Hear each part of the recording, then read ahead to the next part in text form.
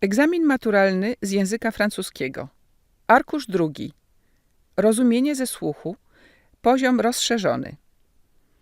Wysłuchaj dokładnie informacji dotyczących tej części egzaminu. Rozumienie ze słuchu trwa 25 minut i składa się z 3 zadań.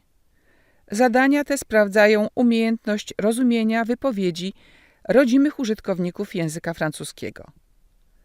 Usłyszysz nagranie, które zawiera zarówno teksty, jak i polecenia do poszczególnych zadań. Każdy tekst zostanie odtworzony 2 razy. Na płycie przewidziane są przerwy na zapoznanie się z treścią zadań oraz ich rozwiązanie sygnalizowane dźwiękiem. Przed wysłuchaniem każdego tekstu usłyszysz natomiast dźwięk. Rozwiązuj poszczególne zadania zgodnie z usłyszanymi poleceniami w trakcie słuchania tekstów oraz w trakcie trwania przerw po ich wysłuchaniu. Zadanie 10. Zapoznaj się z treścią zadania, a następnie wysłuchaj dwukrotnie porad dla kierowców. Spośród haseł oznaczonych literami A, H dobierz do każdej takie, które jest zgodne z jej treścią. Obok kolejnych porad oznaczonych 10.1, 10.5 wpisz w tabelę litery odpowiadające wybranym hasłom. Uwaga! 3 hasła są zbędne. Za każdą poprawną odpowiedź otrzymasz 1 punkt.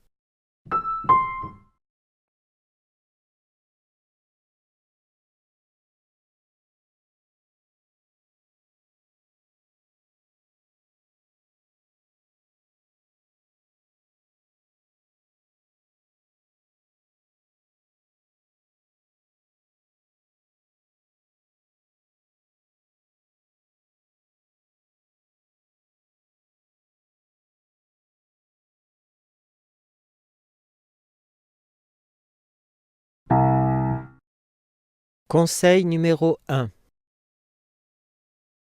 Recherchez les trajets les plus sûrs. Pour les longs voyages, préférez la conduite sur autoroute et route à chaussées séparées.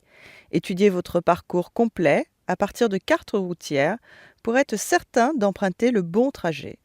Sachez que 5% des accidents mortels sur autoroute sont dus en grande partie à la marche arrière pour retrouver la bonne voie.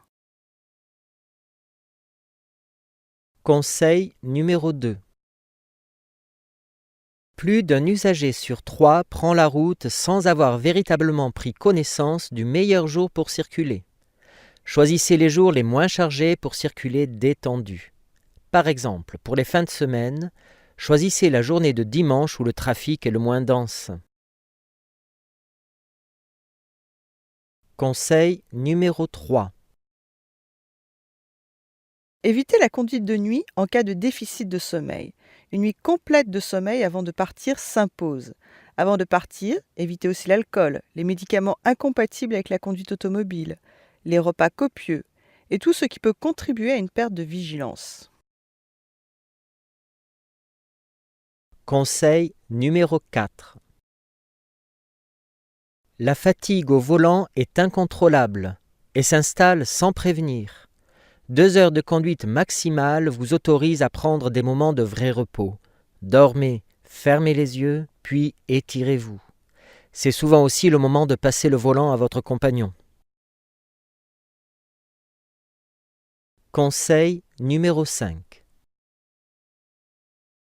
Méfiez-vous des vitesses élevées, notamment au moment de quitter l'autoroute en fin de voyage. Il est dangereux de conduire à des vitesses plus importantes, même quand on a l'impression de ne courir aucun risque. En présence d'un animal sauvage ou d'un objet sur la chaussée, vous ne pourrez éviter le choc.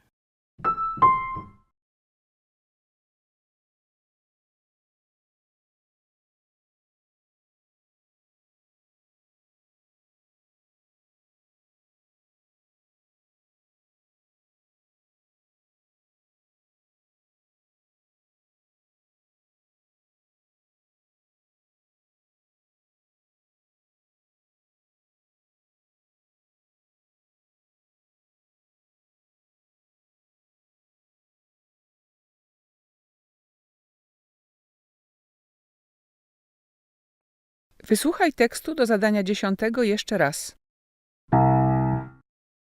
Conseil numéro 1. Recherchez les trajets les plus sûrs. Pour les longs voyages, préférez la conduite sur autoroute et route à chaussées séparées.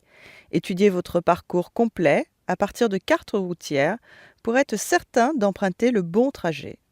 Sachez que 5% des accidents mortels sur autoroute sont dus en grande partie à la marche arrière pour retrouver la bonne voie. Conseil numéro 2. Plus d'un usager sur 3 prend la route sans avoir véritablement pris connaissance du meilleur jour pour circuler. Choisissez les jours les moins chargés pour circuler détendu.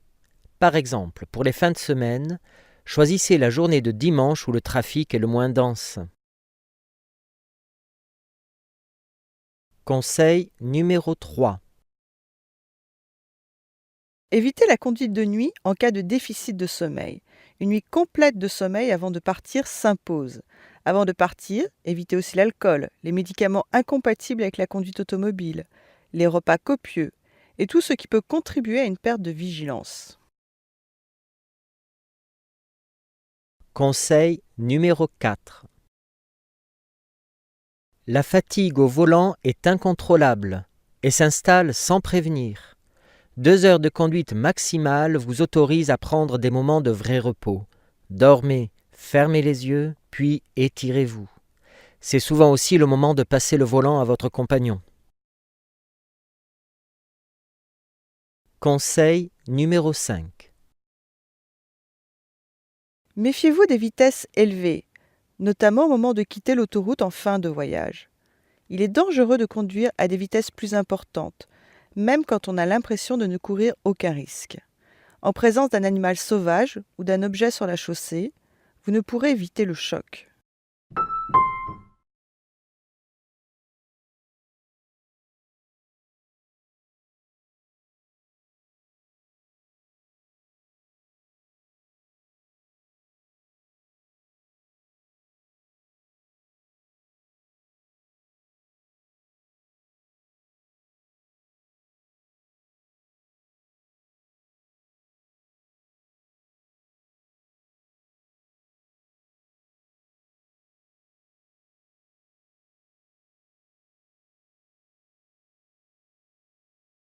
Przenieś rozwiązanie na kartę odpowiedzi.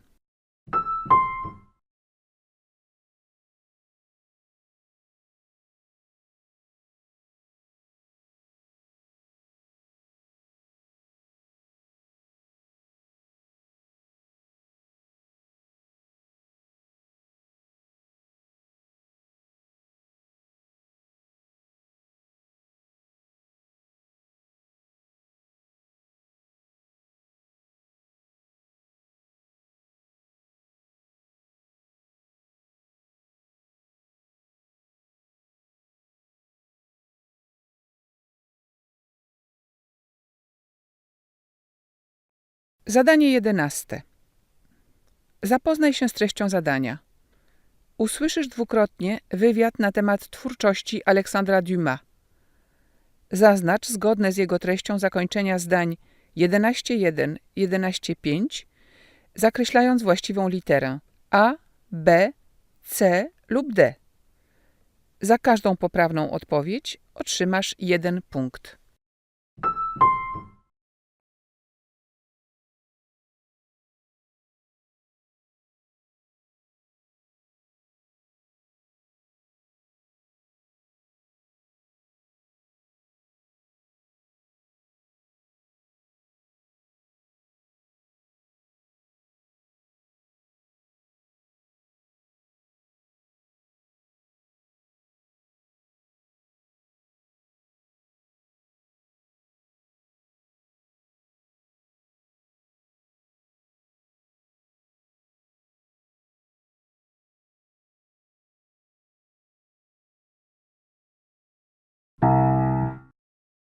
Dominique Fernandez, la littérature, c'est votre profession. Comment avez-vous découvert Alexandre Dumas? Ma découverte de Dumas remonte à mes 12-14 ans. Puis j'y suis revenu plus tard. Depuis, je le lis et le relis régulièrement. J'ai dû lire plusieurs centaines d'ouvrages et pourtant, je ne connais pas encore toute son œuvre. Qu'est-ce qui vous plaît chez Dumas? C'est d'abord un écrivain qui a des sujets passionnants. Aujourd'hui, les écrivains ne savent parler que d'eux-mêmes et leurs histoires ont souvent peu d'intérêt. Dumas, lui, choisit de grands sujets, qui ne sont d'ailleurs pas toujours historiques, comme on peut le croire. Et puis, bien sûr, il y a son écriture, car, contrairement à la légende, Dumas écrivait remarquablement bien. Il a un style extraordinaire, sec, nerveux, plein d'humour, d'intelligence et de gaieté, le style d'un très grand écrivain. Que peut-on dire de la célébrité de Dumas à son époque et de nos jours? Il a connu une gloire immense. Mais si la gloire, ou plutôt la popularité de Dumas, subsiste à l'heure actuelle, c'est une mauvaise popularité. On a catalogué Dumas comme auteur pour la jeunesse, l'excluant du même coup de la catégorie des auteurs étudiés en classe comme Hugo ou Zola. Et les Français méprisent tout ce qui est facile. En tant que tel, Dumas est un écrivain qui a besoin, non pas d'une réhabilitation, mais que l'on défende un peu sa cause, car il est systématiquement dédaigné par les intellectuels, par les professeurs, par l'université où il n'est pas étudié. Comment expliquez-vous son absence dans les manuels scolaires? Par le fait que Dumas souffre, en France, d'appartenir à un genre dit roman populaire, alors qu'à l'étranger, où on n'a pas cette manie de classer les écrivains, c'est un des auteurs les plus lus. Une autre raison, c'est qu'il n'a pas formulé de théorie. En France, pour être reconnu, il faut avoir une doctrine, alors que Dumas, c'est l'instinct pur. Parlons de l'homme qui va rentrer au Panthéon. Pourquoi Dumas? Sans doute parce qu'il incarne des valeurs républicaines. Dumas a fait le coup de feu en 1830. Il a rejoint Garibaldi en Italie en 1860. Et dans ses romans, il se place toujours du côté des opprimés. Autant de valeurs qui ont sans doute motivé cette commémoration. L'œuvre de Dumas est à l'origine de nombreux films dans le monde entier. Pour moi, toutes les adaptations filmées de Dumas sont horribles. Il ne reste le plus souvent du roman que son sujet, le côté cap et épée.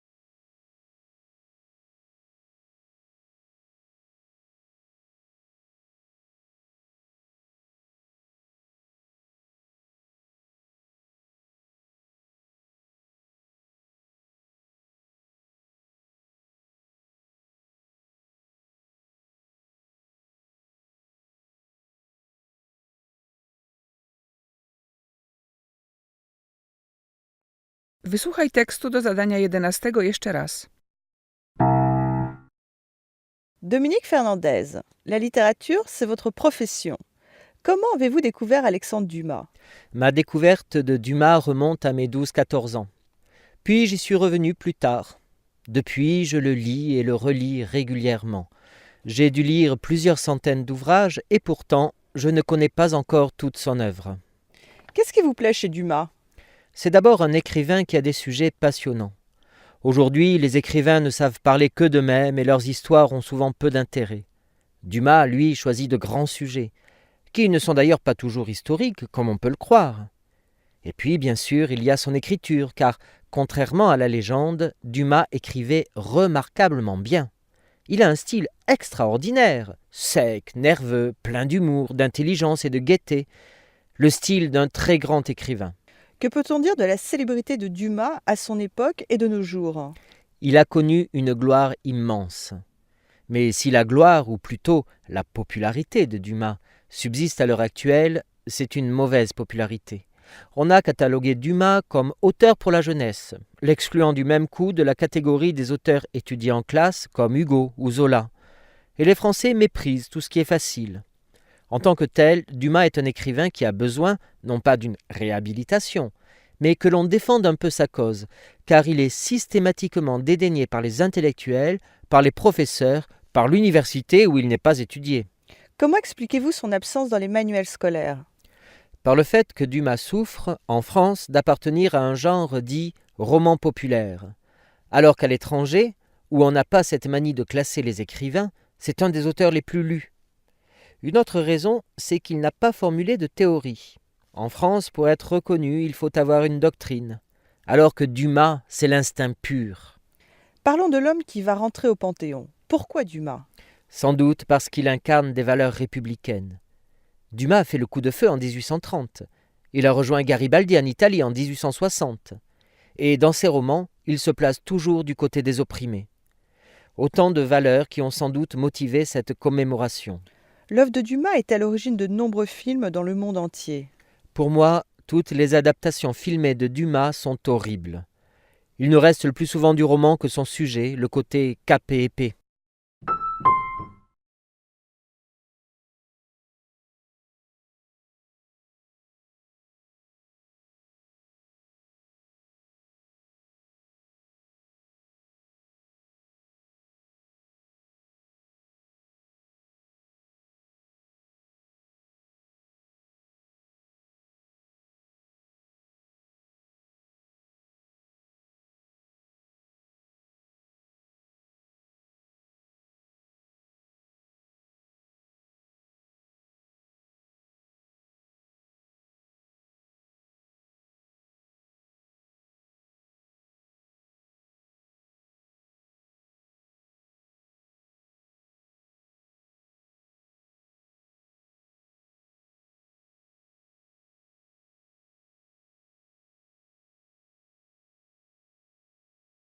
Przenieś rozwiązanie na kartę odpowiedzi.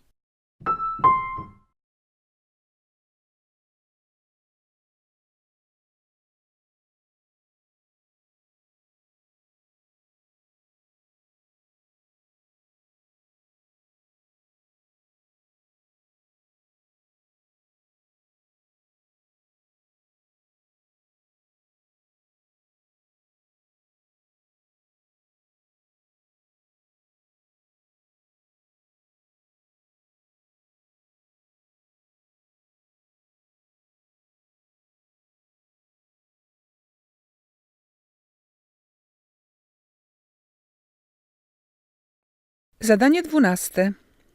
Zapoznaj się z treścią zadania, a następnie wysłuchaj dwukrotnie wywiadu na temat reformy czasu pracy. Zaznacz znakiem X w tabeli, które z podanych zdań 12.1, 12.5 są zgodne z treścią zawartych w nim informacji, Vrai, które niezgodne, faux, a które nie dotyczą usłyszanych informacji. on ne sait pas. Za każdą poprawną odpowiedź otrzymasz 1 punkt.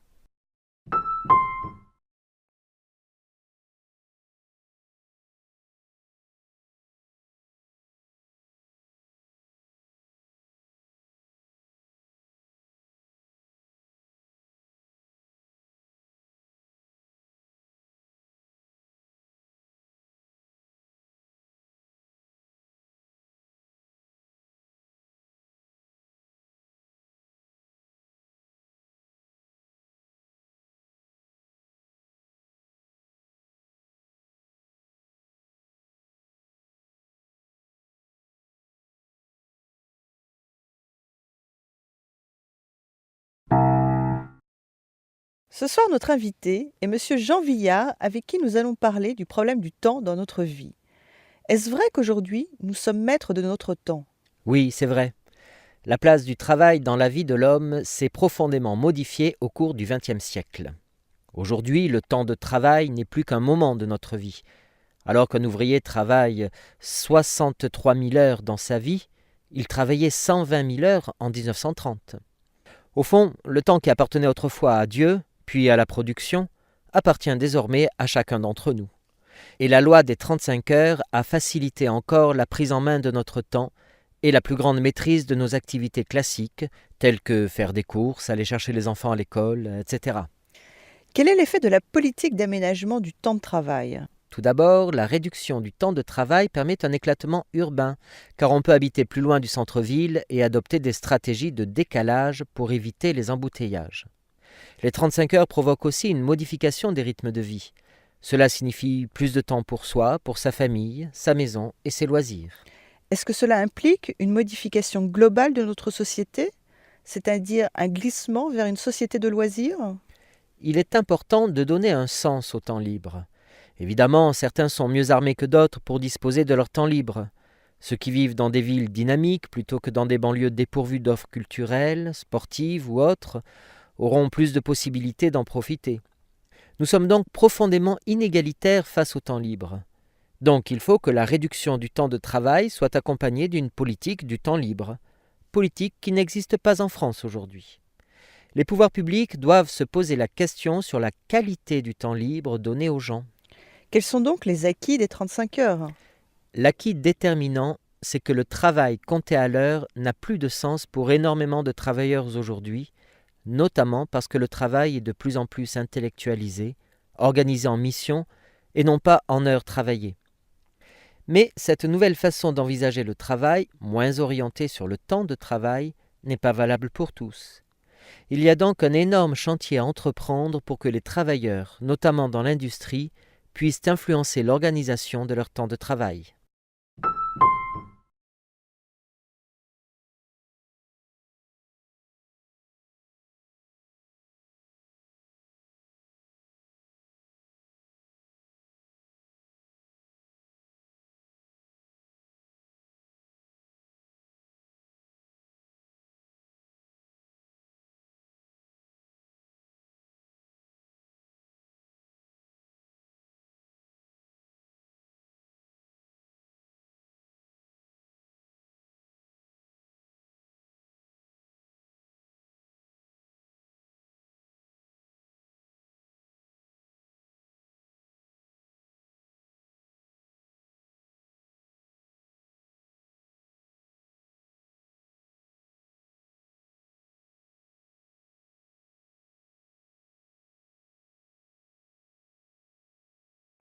Wysłuchaj tekstu do zadania 12 jeszcze raz.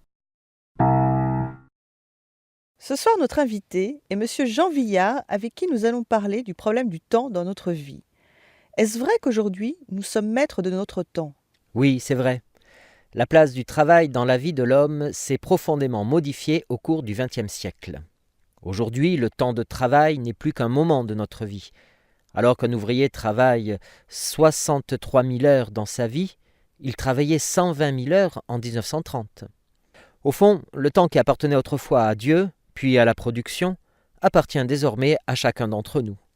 Et la loi des 35 heures a facilité encore la prise en main de notre temps et la plus grande maîtrise de nos activités classiques, telles que faire des courses, aller chercher les enfants à l'école, etc.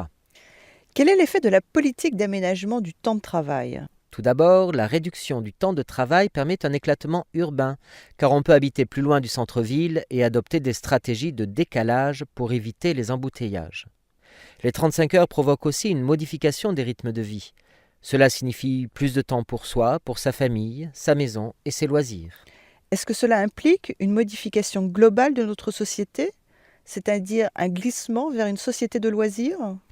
Il est important de donner un sens au temps libre. Évidemment, certains sont mieux armés que d'autres pour disposer de leur temps libre. Ceux qui vivent dans des villes dynamiques plutôt que dans des banlieues dépourvues d'offres culturelles, sportives ou autres, auront plus de possibilités d'en profiter. Nous sommes donc profondément inégalitaires face au temps libre.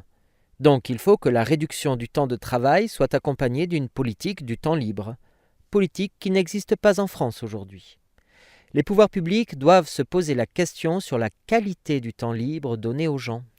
Quels sont donc les acquis des 35 heures? L'acquis déterminant, c'est que le travail compté à l'heure n'a plus de sens pour énormément de travailleurs aujourd'hui, notamment parce que le travail est de plus en plus intellectualisé, organisé en mission et non pas en heures travaillées. Mais cette nouvelle façon d'envisager le travail, moins orientée sur le temps de travail, n'est pas valable pour tous. Il y a donc un énorme chantier à entreprendre pour que les travailleurs, notamment dans l'industrie, puissent influencer l'organisation de leur temps de travail.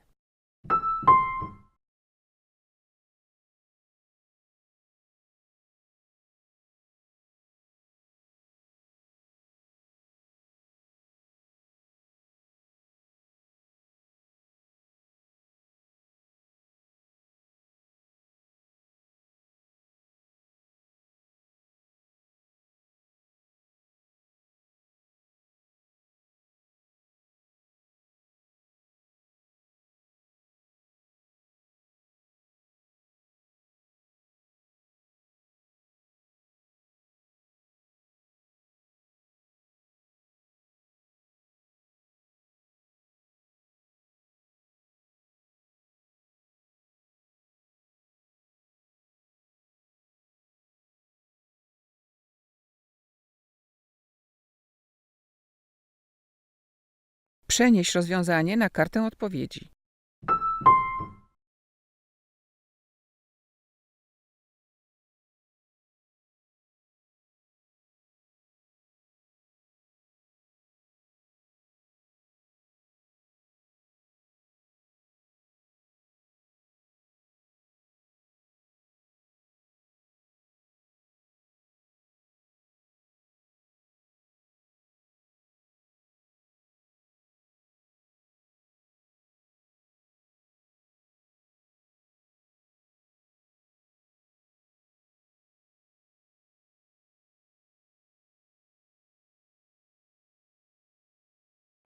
Czas przeznaczony na tę część egzaminu minął.